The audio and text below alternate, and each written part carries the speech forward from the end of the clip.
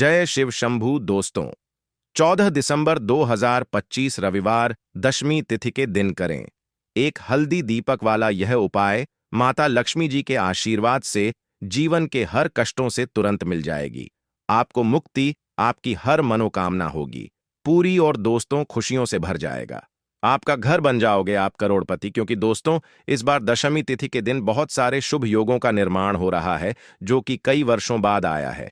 इसीलिए दोस्तों इस दिन का महत्व बहुत ही ज्यादा बड़ा होता है और इस दिन आप लोगों को यह एक दीपक वाला उपाय जरूर करना चाहिए जो कि पंडित जी ने अपनी अभी की ही कथा में यहां पर बताया हुआ है।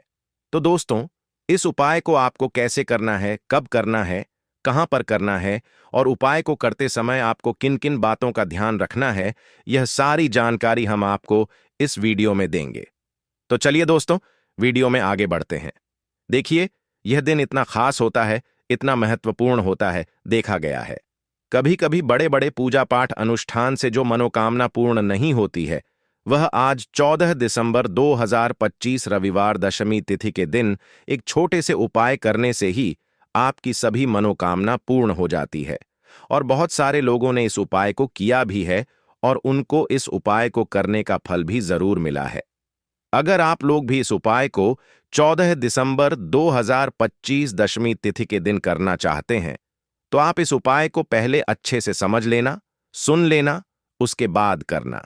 आपको इस उपाय का फल जरूर मिलेगा और इस उपाय को करने से आपके घर में चाहे किसी भी प्रकार की दुख और समस्या क्यों ना चल रही हो, आपको उसका कारण भी नहीं पता है कि भाई यह समस्या किस कारण से चल रही है, तो उसका कुछ भी कारण हो सकता है।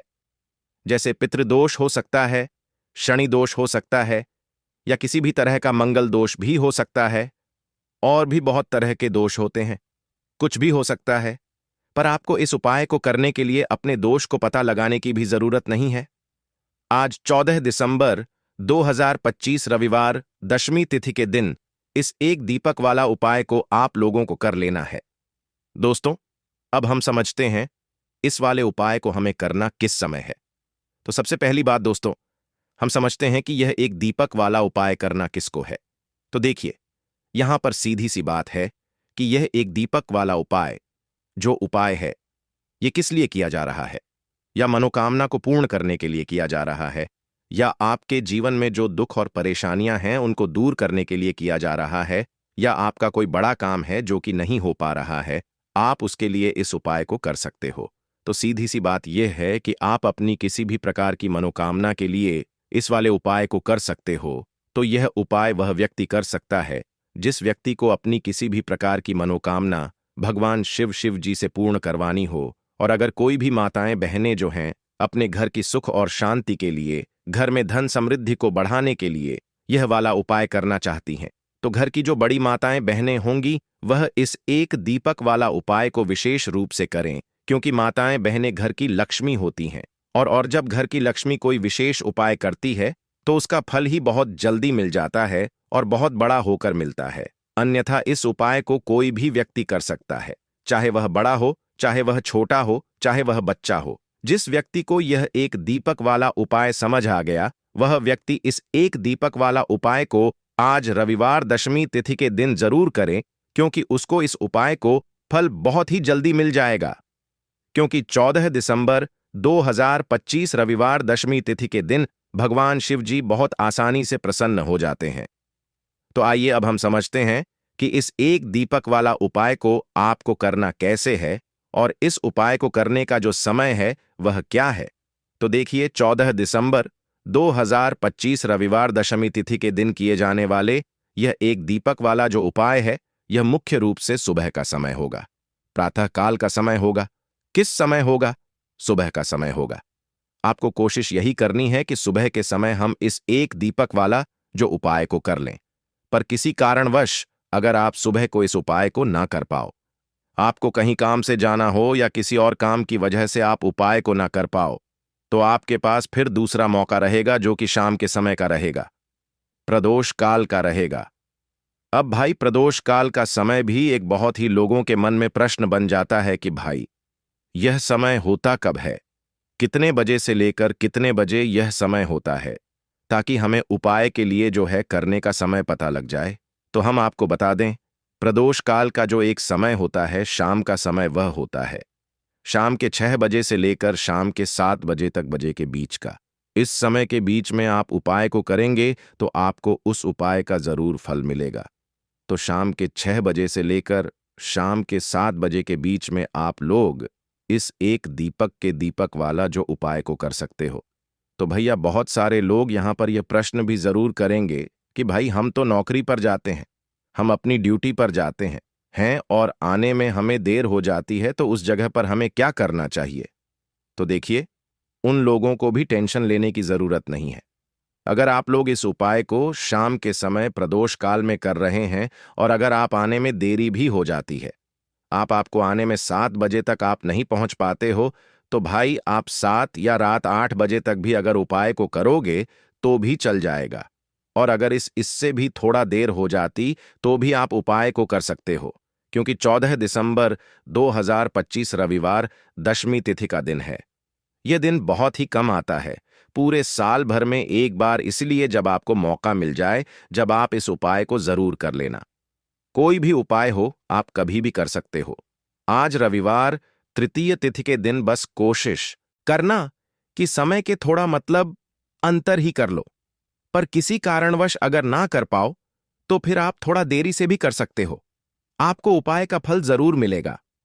पूज्य गुरु जी ने कहा कि जब भी रविवार दशमी तिथि का दिन पड़े तो आपको सिर्फ और सिर्फ एक दीपक वाला उपाय करना है। इससे आपके जीवन में अगर धन वैभव की समस्या चल रही है, अगर आप रुपए पैसों के लिए बहुत ज्यादा परेशान रहते हैं, आर्थिक तंगी चल रही है, कई कई बार आप प्रयास बहुत करते हैं, मेहनत बहुत करते हैं, लेकिन आपको धन प्राप्त नहीं हो पाता है, आप मेहनत करने के बावजूद भी सफल नहीं हो पाते हैं, आप अपने व्यापार में असफल हो जाते हैं, नौकरी करने के प्रयास में असफल हो जाते हैं, किसी भी कार्य में अगर आप असफल हो रहे हो या फिर आपको धन की हानि हो रही हो, तो गुरु जी ने कहा कि आपको यह छोटा सा उपाय इस रविवार तृतीय तिथि में जरूर करना चाहिए। तो चलिए जानते हैं इस विशेष उपाय के बारे में। लेकिन उससे पहले एक प्रार्थना, अगर आप वास्तु वॉइस चैनल पर नए हैं तो कृपया चैनल को सब्सक्राइब अवश्य कर लें और वीडियो को लाइक करके कमेंट बॉक्स में जय श्री हरि विष्णु जी, जय माता लक्ष्मी जरूर लिख दें, जिससे कि भगवान श्री हरि विष्णु जी और माता लक्ष्मी जी की कृपा सदैव आप और आपके परिवार पर बनी रहे और आपको कभी भी धन से संबंधित किसी प्रकार की कोई कमी ना हो। आज का यह वीडियो बहुत ही खास होने वाला है, क्योंकि दशमी तिथि में किए जाने वाले 3 विशेष उपाय आज आपको इस वीडियो में बताए जाएंगे। यह उपाय आप अपनी समस्या के अनुसार कर सकते हैं।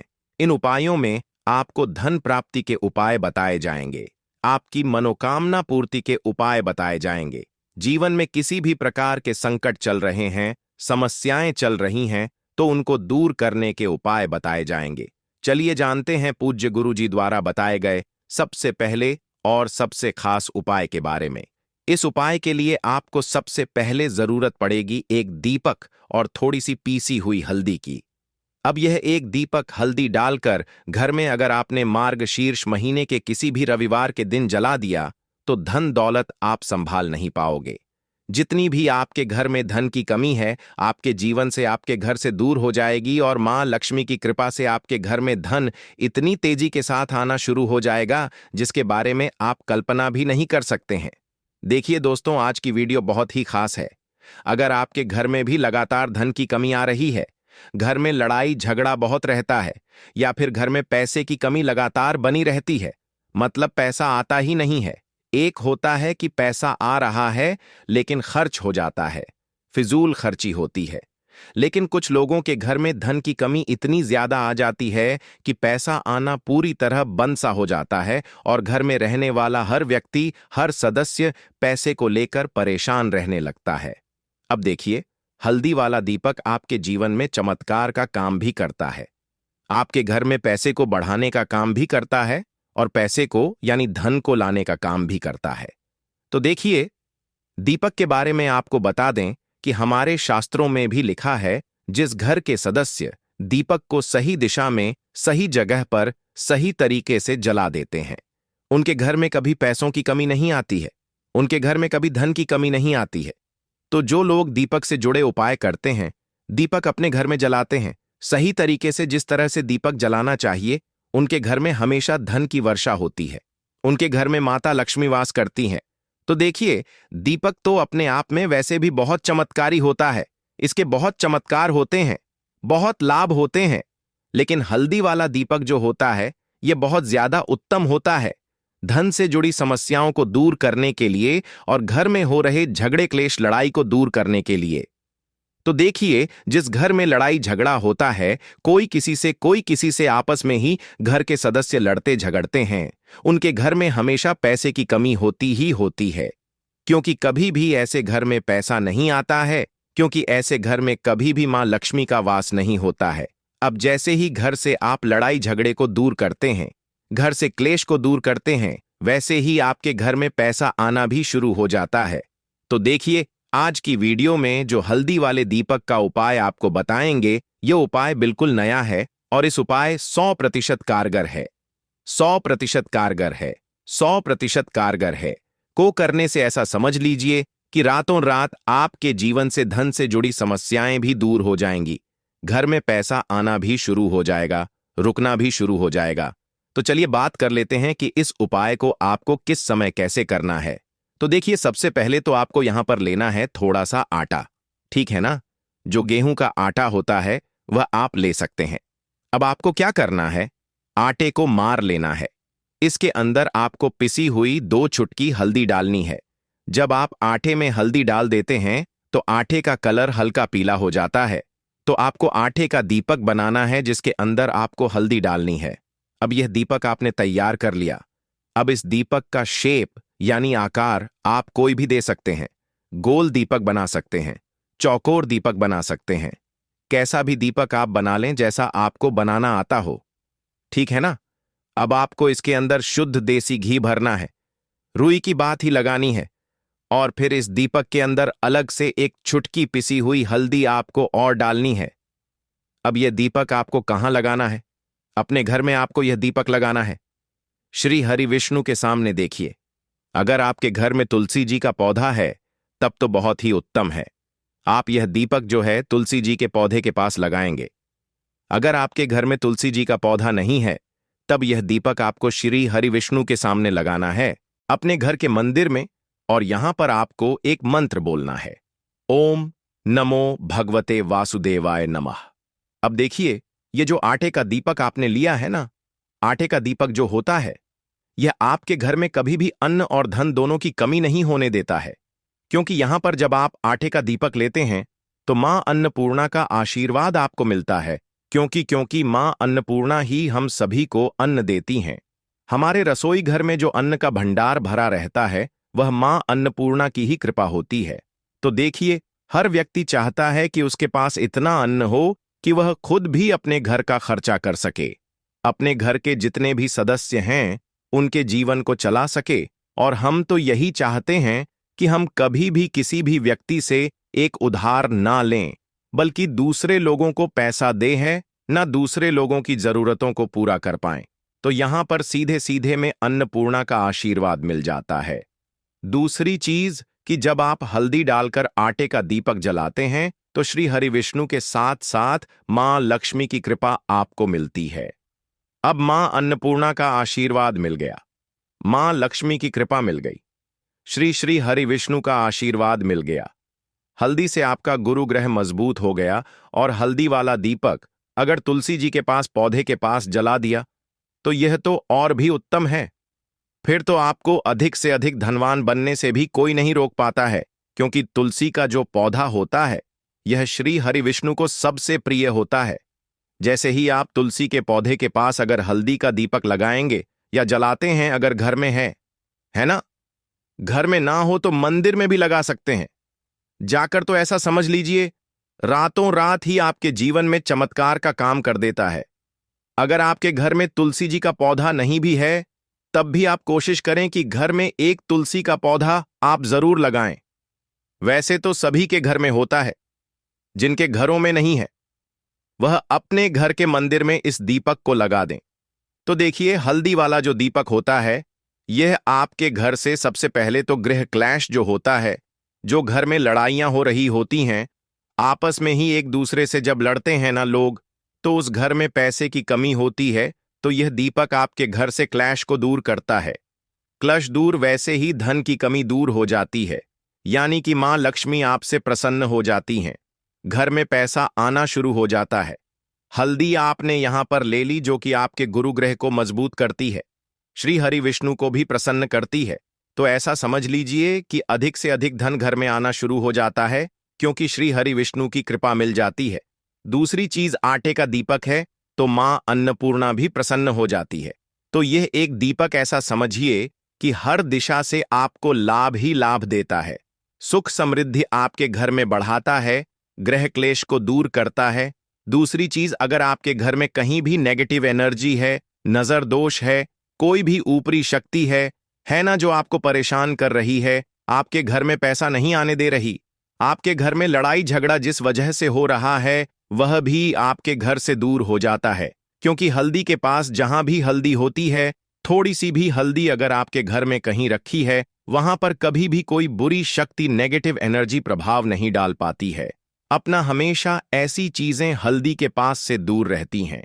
इसीलिए जब हम कोई शुभ काम करते हैं, उसमें हल्दी सबसे पहले लेते हैं, तो यह महत्व होता है हल्दी वाले एक दीपक का। अच्छा, अगर आप हल्दी का दीपक अपने घर के मुख्य दरवाजे पर भी लगा देते हैं, तो यह भी बहुत उत्तम होता है। आटे का दीपक ही बनाएं और घर के मुख्य द्वार पर भी लगाएं। अगर मुख्य द्वार पर लगाते हैं, तो इससे क्या होता है कि आपके घर में निरंतर पैसा ताजा है। अनिजा सरुसिया सरा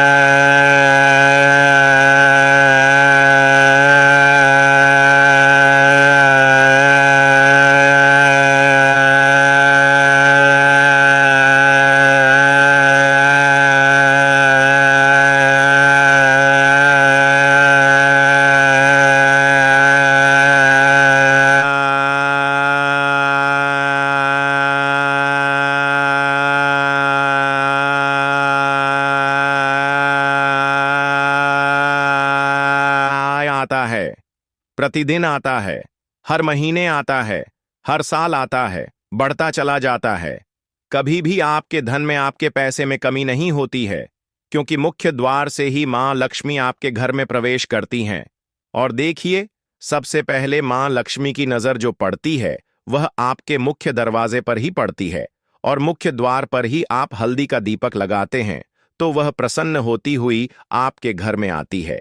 क्योंकि हल्दी जो है, यह श्री हरि विष्णु से जुड़ी है, और मां लक्ष्मी स्वयं कहती है मैं वहां रहती हूं जहां श्री हरि विष्णु होते हैं।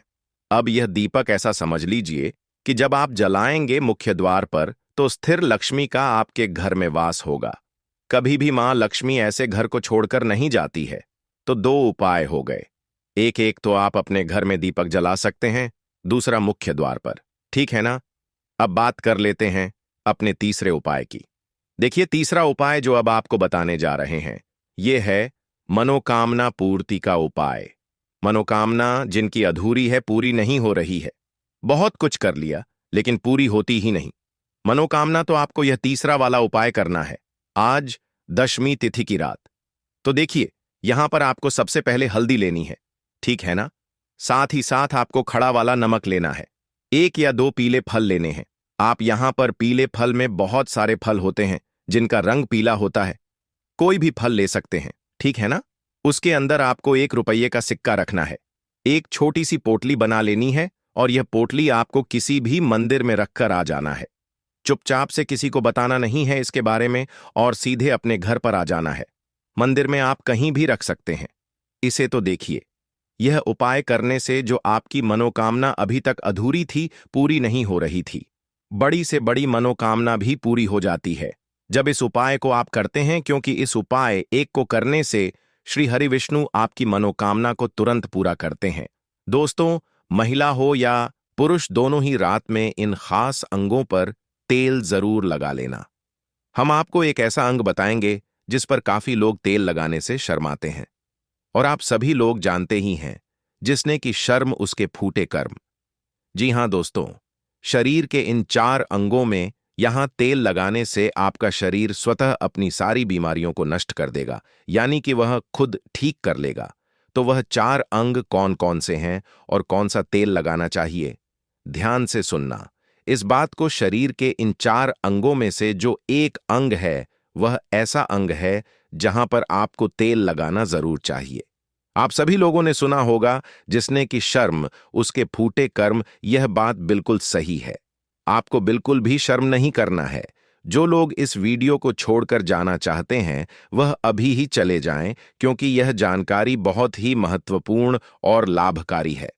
हो सके तो सारे काम छोड़कर आज अपने शरीर के लिए इस वीडियो को ध्यान से सुन लेना। महिला हो या पुरुष हो, बस इन 4 अंगों में तेल लगाने से आपकी थकान कम हो जाएगी और दोस्तों, आपको पूरी रात अच्छी नींद आएगी। ये जो हम 4 अंक आपको बताने जा रहे हैं, महिला और पुरुष दोनों को ही इन 4 अंकों में तेल लगाना है। कोई भी महिला या पुरुष जो आज हम आपको बताने जा रहे हैं, हमारी बातों को हल्के में मत लेना। काफी बार क्या होता है, महिलाएं काफी ज्यादा थकान महसूस करती हैं। ऐसे में इन 4 अंगों पर तेल लगाना शुरू कर दिया तो आपकी थकावट दिनों दिन कम होती चली जाएगी। आज दोस्तों, हम आपको जो बताने जा रहे हैं, 4 अंगों में से एक अंग जहां पर आपको जरूर से जरूर तेल लगाना है, उसको बिल्कुल भी नहीं छोड़ना है। और इसीलिए उस अंग को बिल्कुल नहीं छोड़ना है, क्योंकि वहां से 72,000 नाड़ियां निकलती हैं और वहीं से ही रोग की शुरुआत होती है। अगर हम उसको बैलेंस कर लेंगे तो हमेशा हम स्वस्थ रहेंगे। इसलिए आपको बिल्कुल भी शर्म नहीं करनी है। 4 अंकों में से इस अंक के ऊपर भी तेल लगाना है, सरसों का। और अभी हम आगे वीडियो में बताएंगे वह कौन सा अंग है। और दोस्तों, 4 अंगों में से एक अंग ऐसा है जहां से हमारा पूरा शरीर चलता है, और यह वाला अंग महिला और पुरुष में दोनों में ही पाया जाता है। यह वाला अंग बहुत ही महत्वपूर्ण होता है हमारे जीवन में। और यदि इन 4 अंगों में से इस पर आप रात को सोने से पहले तेल लगा लेते हो, तो यकीनन आपको अपनी लाइफ में बहुत फायदा मिलेगा। आपकी रात कभी भी खराब नहीं होगी और आपको थकावट भी बिल्कुल महसूस नहीं होगी। बस तेल लगाने में बिल्कुल भी कमी मत करना। अब यहां पर कुछ लोग ऐसे होंगे जो हमारी बातों को हल्के में लेंगे, क्योंकि उन्हें आयुर्वेद की नॉलेज नहीं है, उन्हें ज्ञान नहीं है। इसीलिए जो हम आपको बताने जा रहे हैं, शरीर के इन अंगों में आपके बिना शर्म किया तेल जरूर लगाना है। कोई भी मनुष्य हमारी बातों को बिल्कुल भी हल्के में लेने की भूल ना करे और इन 4 अंगों में तेल लगाने से पहले सबसे पहले यह उपदेश जरूर सुनना चाहिए। इस उपदेश को सुनकर आप अपने जीवन को सफल जीवन बना सकते हैं। दोस्तों, भगवान महात्मा बुद्ध का अनमोल विचार। एक दिन एक राजा भगवान बुद्ध के पास आया। बुद्ध के आश्रम में बहुत भीड़ थी। राजा ने भगवान बुद्ध से आग्रह किया कि वह एकांत में कुछ बुद्ध से कहना चाहते हैं। तथागत बुद्ध बोले, सर्वत्र एकांत है, यही बोलो। फिर राजा ने कहा कि मैं तथागत सन्यास ले देना चाहता हूं। बुद्ध गंभीर हो गए। वे बोले कि तुम्हें सन्यास होने के लिए दीक्षा के पहले मेरी एक शर्त पालन करना होगा। राजा ने स्पष्ट किया कि जब दीक्षा लेनी ही है और सन्यास होना ही है, तो मुझे आपका सभी शर्तें मंजूर हैं। और फिर तथागत बुद्ध ने आदेश दिया और कहा, अपने कपड़े उतारो। अपने जूते उतारे और नग्न हो जाओ, और इसी नग्न अवस्था में अपने राज्य के राज्य मार्गों पर स्वयं को जूते मारते हुए चक्कर लगाकर आओ। राजा असमंजस में पड़ गया। तथागत बुद्ध यह क्या कह रहे हैं? मैं एक राजा हूं, इस तरह से मैं नग्न होगा और नग्न होकर अपनी ही सड़कों पर कैसे खुद को जूते मारते हुए चक्कर लगाऊं? लेकिन फिर भी राजा को संतुष्ट होना था, तो उन्होंने भगवान बुद्ध की शर्तें मान लीं और वे वैसा ही करने के लिए निकल पड़ा। राजा ने वैसा ही किया। वह नग्न होकर स्वयं को जूते मारते हुए राजधानी की सड़कों पर दौड़ने लगा, और यहां उसके चले जाने पर शिष्यों ने बुद्ध से कहा कि जब हम आपसे दीक्षा लेने आए थे, तब आपने तो ऐसी कठोर शर्तें नहीं लगाई थीं। आप तो स्वयं करुणा अवतार हैं, फिर आपने राजा के साथ ऐसा कठोर व्यवहार क्यों किए? तब भगवान तथागत बुद्ध बोले, जब तुम लोग संन्यास लेने आए थे तब तुम्हारे अहंकार बहुत बड़े नहीं, इसलिए तुम लोगों से घर घर भिक्षा ना करवाकर ही काम बन गया। यह तो एक बड़े राजा है, इसका अहंकार भी बहुत बड़ा है, इसलिए जितनी बड़ी रोग उतनी बड़ी दवाएं, इसलिए महाग की दवा भी अधिक शक्तिशाली होती है। इसी कारणवश मैंने इनका परीक्षा भी इतना कठिन किया है। राजा जब इस दशा में अपनी प्रजा के सामने से गुजरेगा तो उसका अहंकार चूर चूर हो चुका होगा। राजा ने शाम तक शर्तें पूरी कर लीं और बुद्ध के चरणों में आकर गिर गया और फिर बोला, तथागत, अब तो मुझे आप दीक्षा देकर मुझे संन्यास करें। भगवान बुद्ध ने राजा के सिर पर मुकुट रखा और कहा कि अब तुम्हें संन्यास लेने की जरूरत ही नहीं है, जाओ और कर्ता भाव छोड़कर साक्षी भाव से राज्य करो। अब तो तुम राजा हो चुके हो, अब तुम संन्यास राजा बन चुके हो। किस तरह से भगवान बुद्ध ने एक राजा को उपदेश दिया और राजा का जीवन धन्य हो गया। दोस्तों, यह छोटे से उपदेश से आपको क्या ज्ञान प्राप्त हुआ? स्वास्थ्य से संबंधित बहुत ही महत्वपूर्ण जानकारी। दोस्तों, यह हमारा शरीर किससे बना है, यह सबसे पहले जानना जरूरी है। और हमारे शरीर में कौन से 3 दोष पाए जाते हैं? हमारा शरीर 5 तत्वों से बना है और हमारा शरीर में 3 दोष पाए जाते हैं, वात दोष, पित्त दोष और कफ दोष। इसे जानना जरूरी है क्योंकि यहां हर एक बीमारी का कारण होता है, क्योंकि हर एक बीमारी का जरिया ही 3 दोष है, इसीलिए जानना जरूरी होता है।